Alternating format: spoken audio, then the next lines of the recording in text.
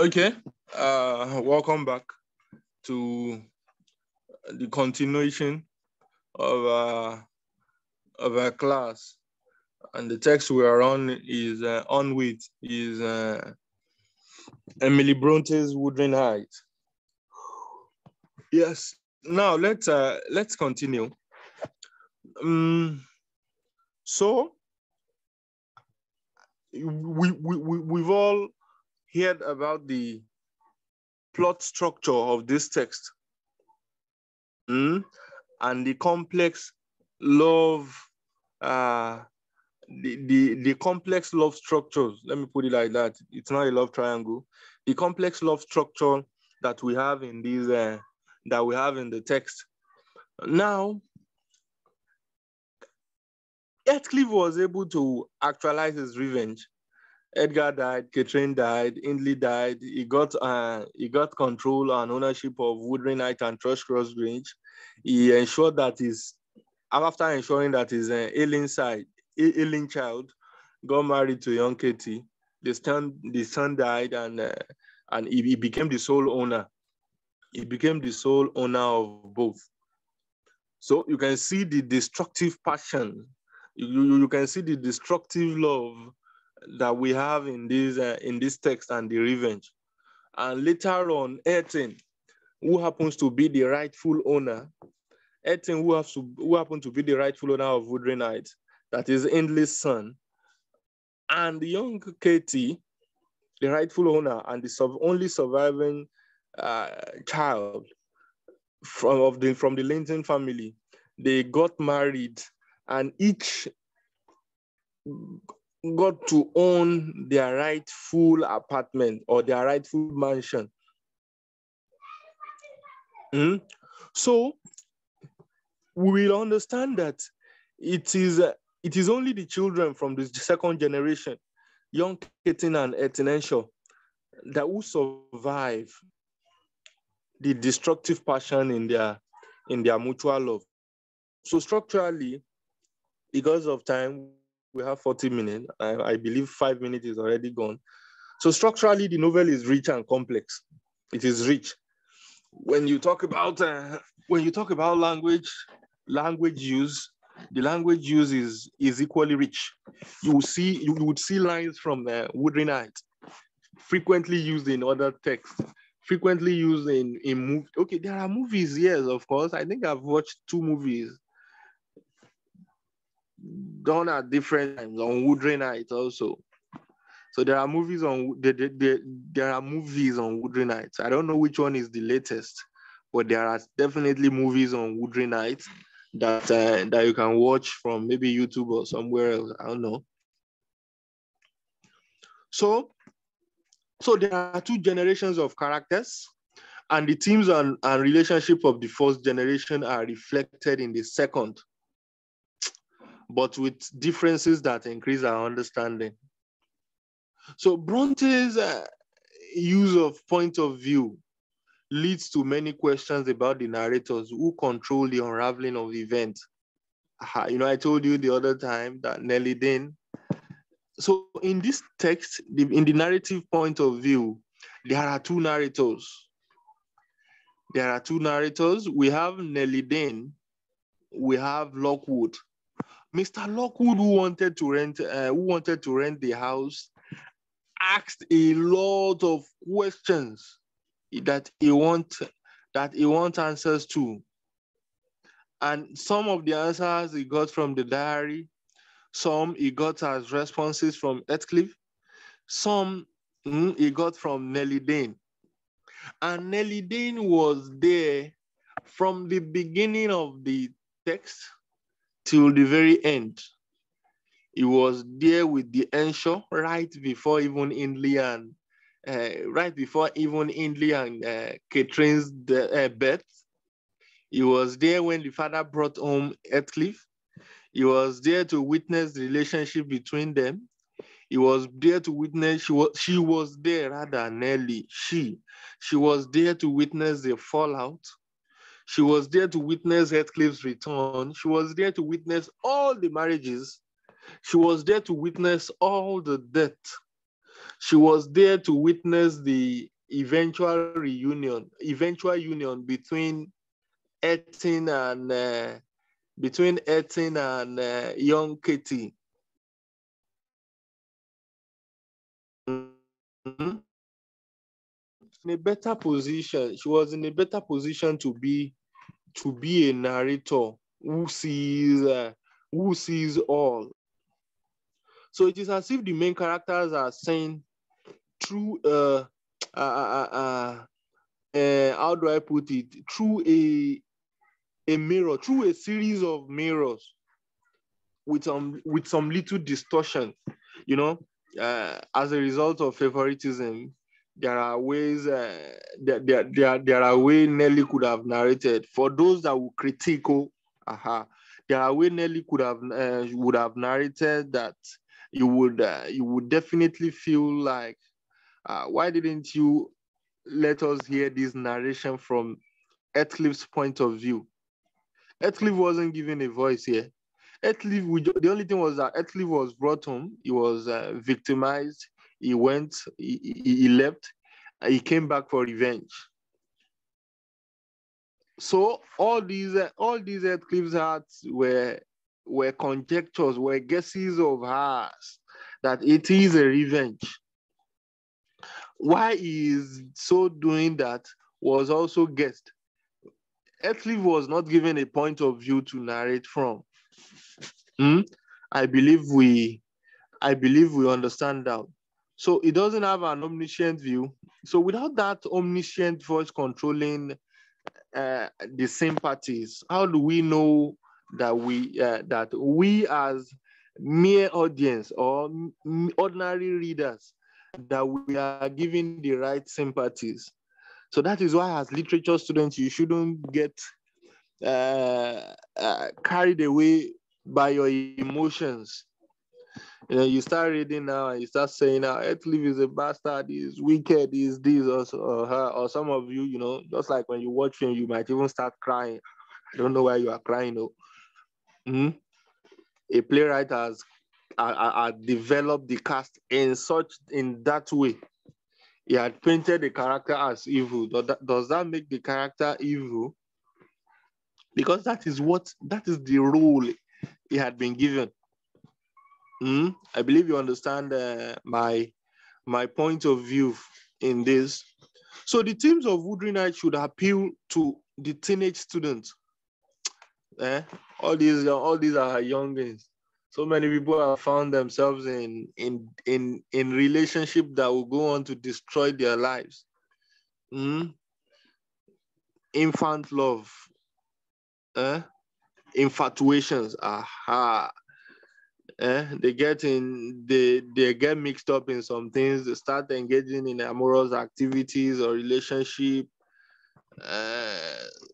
Start getting pregnant and aborting. That's the common trend in this part of our own world, isn't it? That's the common trend in this part of our. That's the common trend in this part of our own world. Abortion. They start doing things they shouldn't even venture into. Things that might eventually go on to ruin. Things that might eventually go on to ruin their life forever. At times they break up harshly.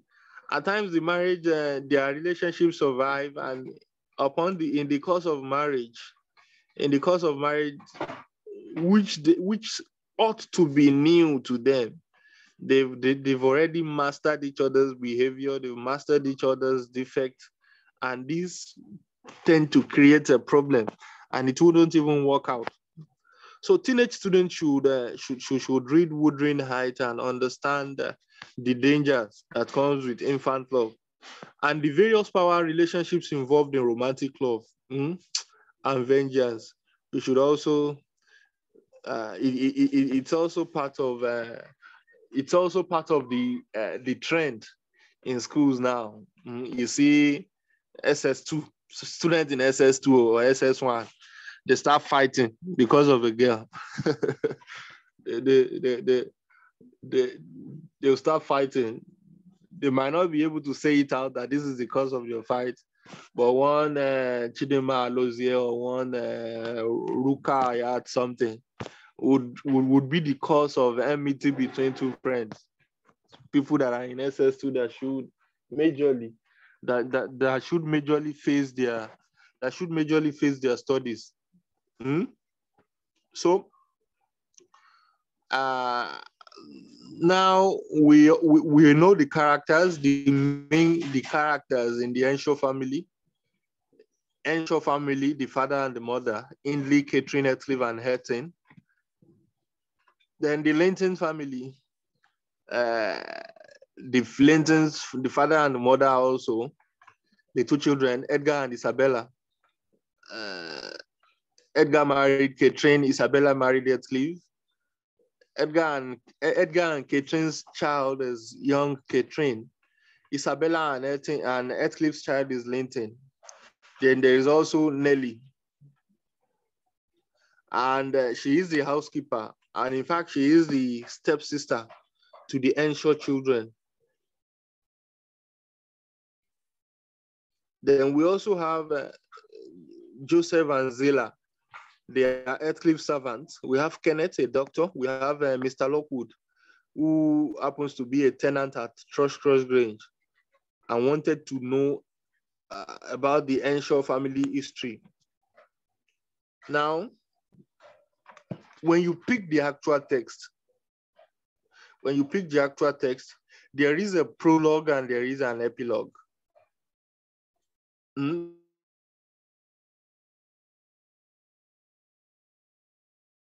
Let me do a synopsis. We know what a synopsis is. Synopsis means a summary. A prologue means an introduction. While epilogue means a conclusion. So to go on with the synopsis of this text, let me break this text into three main structural divisions, so that for clarity, for clarity, we have the prologue, we have the history of the family, then we also have the epilogue. So chapter 1 to 3 talks about the prologue. It begins with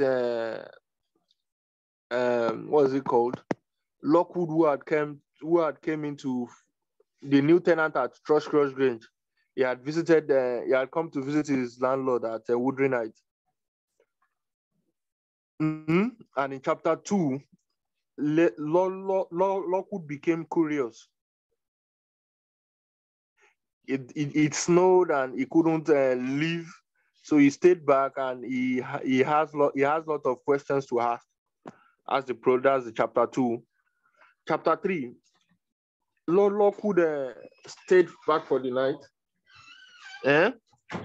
in one of the unused bedrooms, which was the girlhood room for Catherine. And it was there he discovered the books and writings of Catherine from the time when our brother Hindley was the master of the house. So Lockwood fell asleep and had nightmare, and which were terrifying. And he had to cry out from his dream. And it was this noise that woke Heathcliff, who thinks it is the ghost of Catherine calling out on him. So after the sleepless night, Lockwood vows never to bother his neighbors again. So, and now that is chapter 1 to 3 is about the prologue. Then chapter 4 to chapter 31 talks about the history of the family. I have a very concise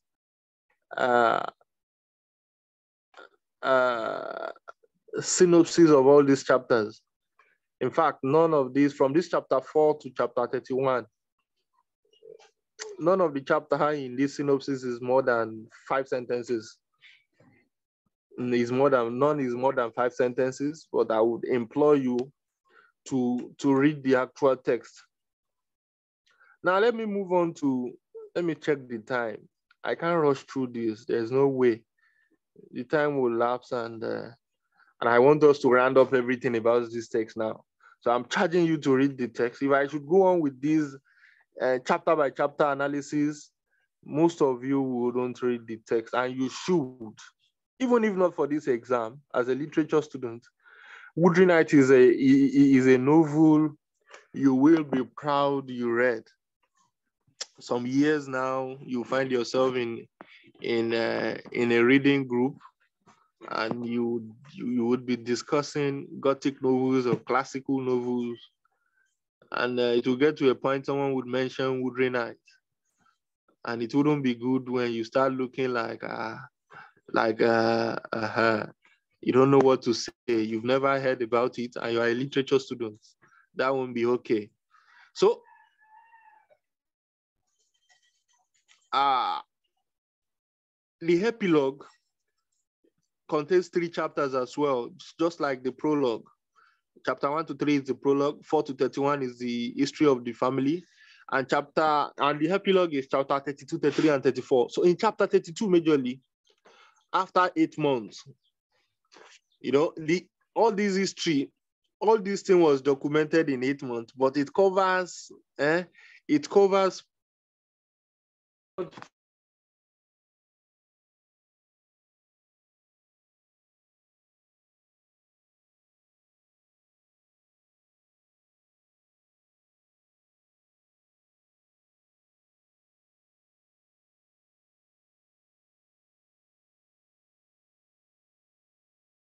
has been dead for 3 months.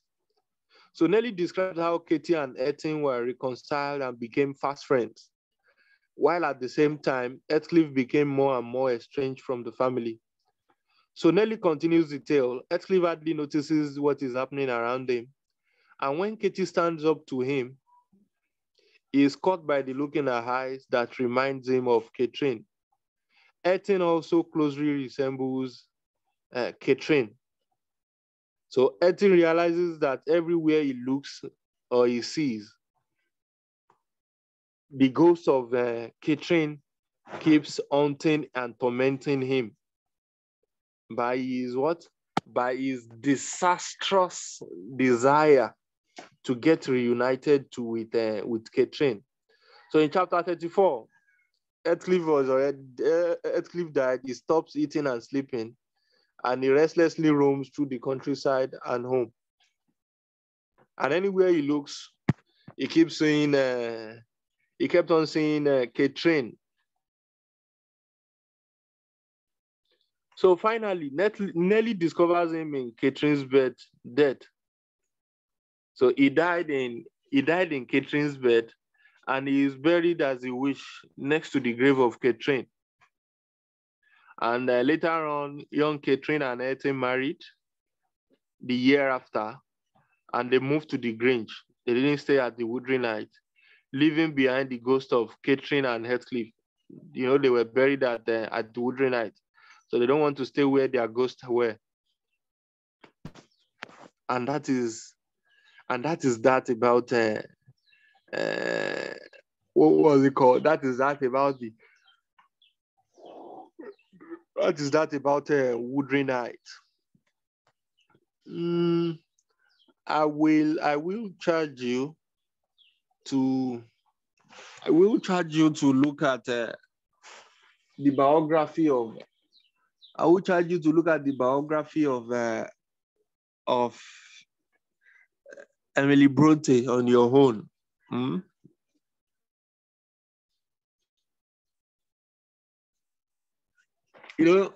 The Bronte family, they are all writers. Possibly you might have read one of their texts. Emily Bronte, Anne Bronte, and Charlotte Bronte.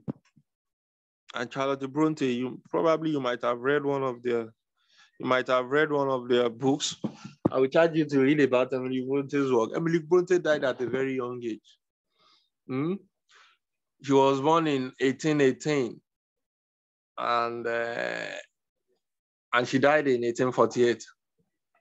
She died at the age of 30. So what does this tell us?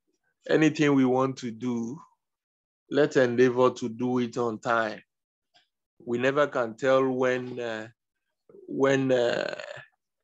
we will leave this world. So let me give you some chronological history of the Linton and the Henshaw family. So in 1772, that was when Mr. Henshaw, old Mr. Henshaw, find a starving and orphan child on the streets of Liverpool while he was on a business trip, and brings him home to be raised. So Indley was 14, Catherine was 6, and he was the one that, they were the one that gave the name. Mr. Henshaw was the one that gave the name Heathcliff to Heathcliff. In 1778, Ethel Henshaw was born. That was 6 years after Indley came in. In 1780, Heathcliff left Wuthering Heights. In 1783, Edgar marries Catherine. 1784, Catherine dies and a baby is born. 1801,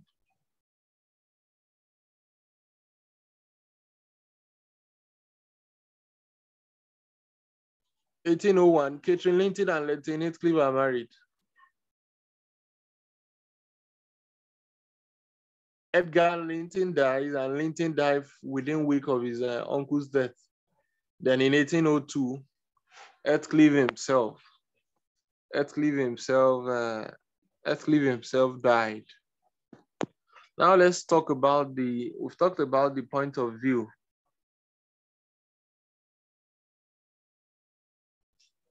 Now let's look at the team. And when we look at the team, we will talk about the family history and the relationship or siblings rivalry. You have to read the text. So there is rivalry between Edgar and his sister. There is also rivalry between Heathcliff and there's rivalry between Heathcliff and Indley.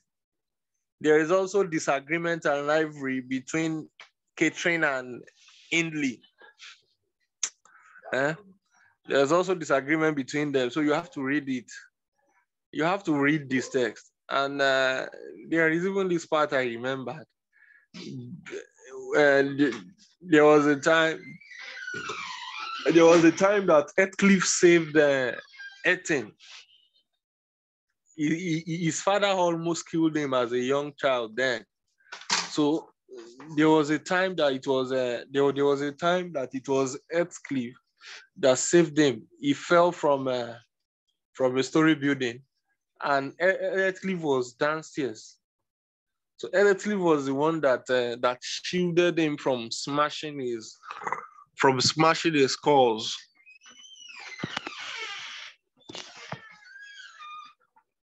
So you should read about all the conflicts that arises from the struggle of the three Henshaw children for their father's love.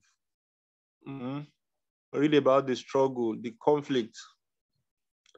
Then theme number 2, romantic and ill-fated love. Theme of romantic and ill-fated love. The love between Catherine and Heathcliff. So form your own notion. Read the text and form your own notion.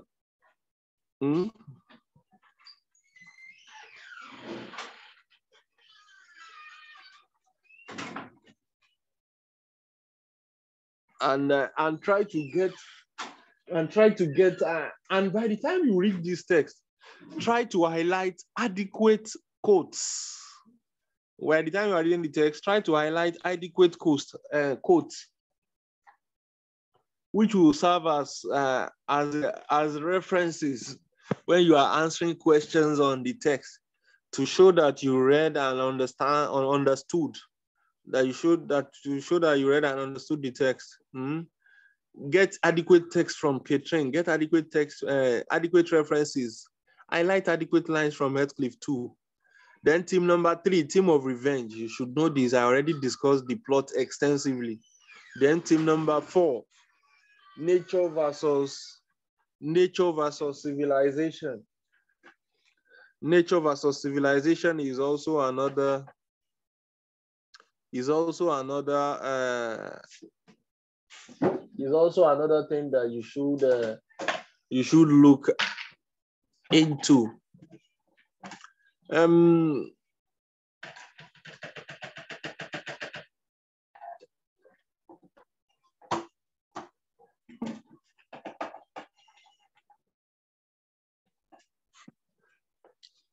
Now, these are the things I would like to draw your mind to. These are the things I would like to.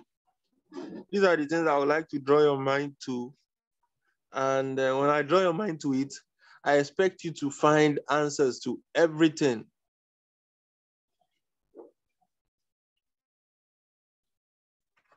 Try to get one. Try to get the, okay, don't let me list. Try to get the conversation between Heathcliff and Catherine after Nelly has left the room on the afternoon of their quarrel. The day they fought, and when Heathcliff would eventually leave the house. Try to get the conversation between them. Also get the conversation between Isabella and Heathcliff in the garden on the day they eloped. You know, Isabella eloped with Heathcliff to Wuthering night. So try to get the conversation there to understand it.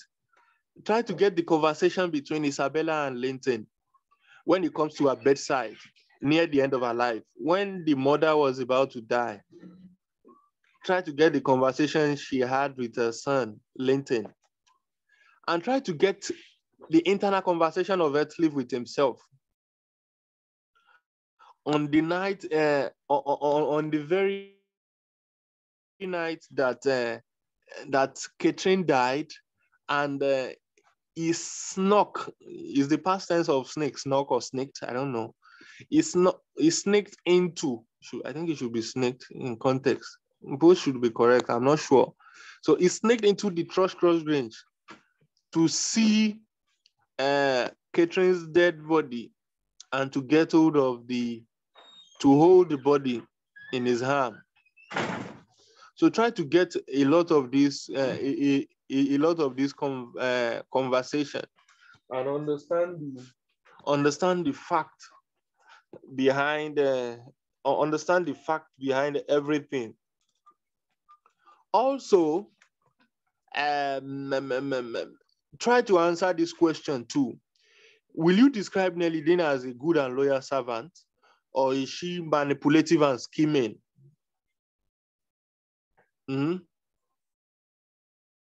Is she manipulating and scheming? There are many things she did to ensure that some things work. Are these things proper? Are they not? What are these things themselves? Try to get answers to that as well. If you are to tell this story, if you are the one to narrate this story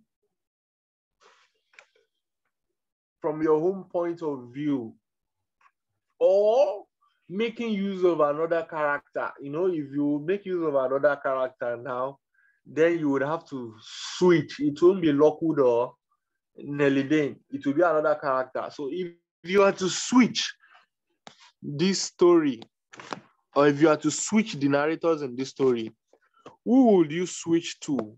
And what are the things that you would identify as missing? Things that have been omitted, things that should be added from that point of view? Let me help you. If I were you, I would try to narrate from Heathcliff's point of view. Aha.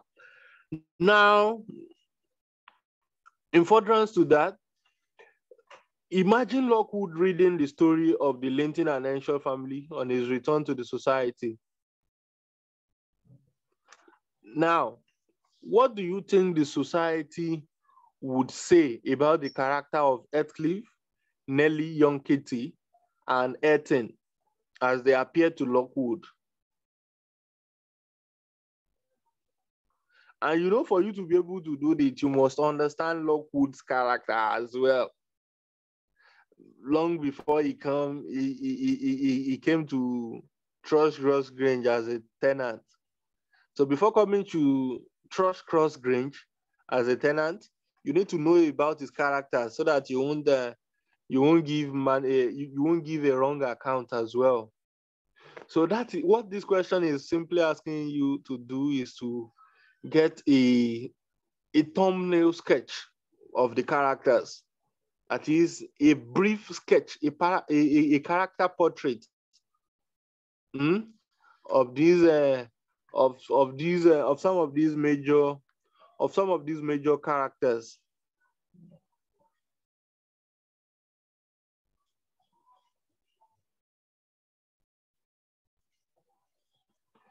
Now, write about Heathcliff's obituary.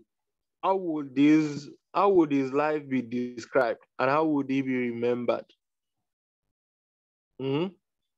Try to talk about that too. Now, I want you to think about a letter. I want you to think about a letter you can write from a character to a character. Take it as a personal task. Assume you are writing a letter from someone from a character to another character. So you can take the position of Heathcliff to writing to Catherine, or Catherine writing to Heathcliff, or Heathcliff writing to Edgar, or Heathcliff writing to Ainley, or Ainley writing to Edgar. Take any form. Write at least two. Let it be more like more of a confession and reconciliation. And I believe if you are able to do all this, there wouldn't be any problem with this text. So if at all you have any questions you want to ask, which I have never for once received a question. If there are questions you would like to ask, please forward them through the right channel to me. So to round it up, because I believe I have just a few more minutes. To round it up,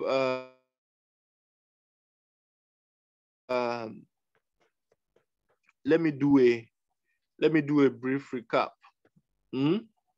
So the main point is Wuthering Heights is that Wuthering Heights explores a variety of love. Heathcliff and Catherine, that one is all consuming.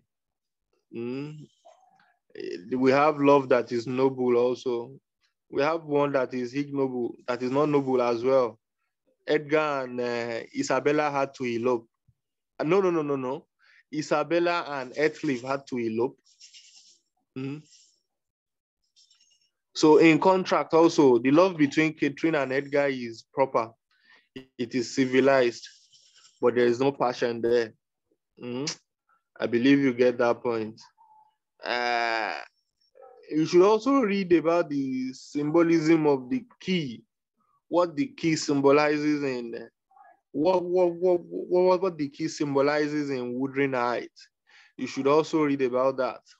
And the moral lesson from Wuthering Heights is that the concept that every Wuthering Heights reader must have should focus on the passion love of Catherine and Heathcliff, which differs from other themes. So even though there are other kind of love, their own love lasted. Even after Catherine's death, Catherine came back haunting Heathcliff. And Heathcliff never enjoyed himself or was never himself till his eventual death also. He was found dead in Catherine's bed.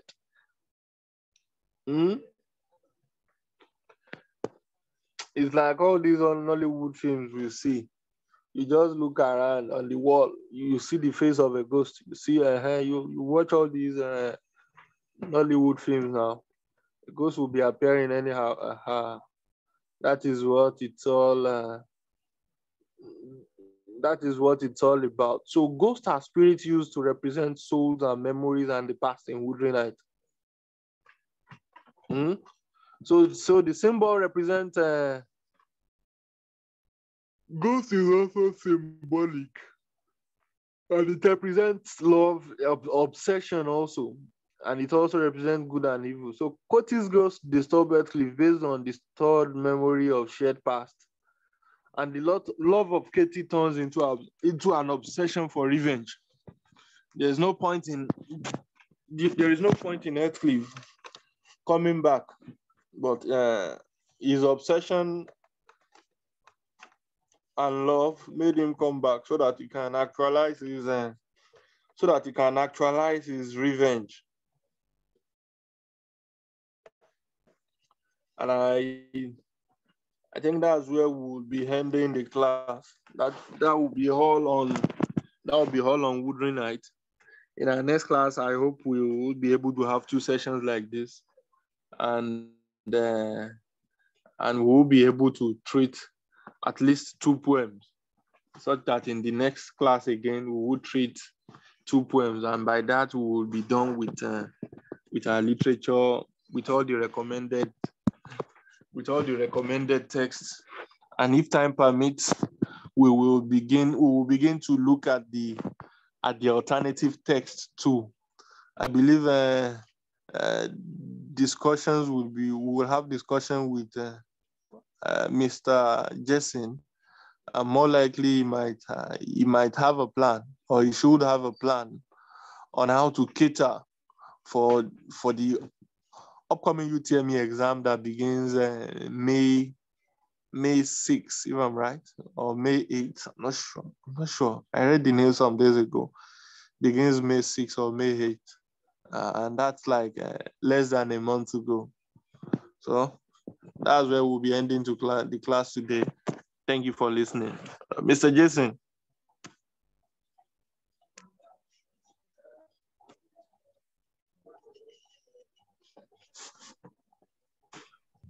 Thank you, sir. I really appreciate.